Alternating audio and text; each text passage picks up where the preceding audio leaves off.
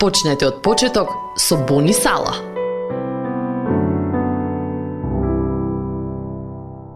Што да правиш во страшна бура?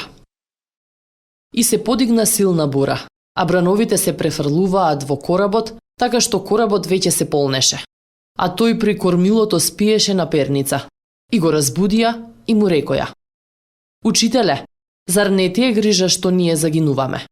Марко, 4 глава, 37 и 38 стих. Исус се качи на бродот со своите ученици за да го помине Галилејското море. Пат од околу 9,5 километри. Изморен Исус веднаш заспа. Библијата вели: И се подигна силна бура, а брановите се префрлуваат во коработ, така што коработ веќе се полнеше. А тој при кормилото спиеше на перница. И го разбудија и му рекоја: Учителе, зар не ти е грижа ние што загинуваме? И стана, му се закани на ветрот и му рече на морето: Стивни, молкни.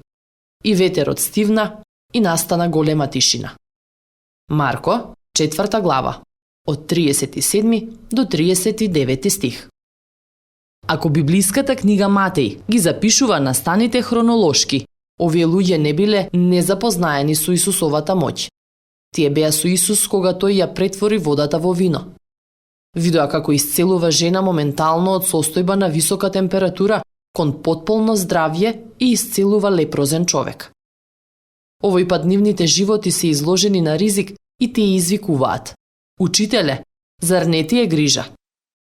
Бурата во која се наоѓаш денес може би исто толку голема и може би се прашуваш дали Бог се грижи. Во тие бури исто така забораваме кој е Бог, каков е тој и што сторил. Бог на Библијата не спие и не е рамнодушен. Не се чу одвека, ни едно уво не чу, ни едно око не виде. Да им направи некој Бог освен тебе. Такво нешто на оние кои се надеваа во него.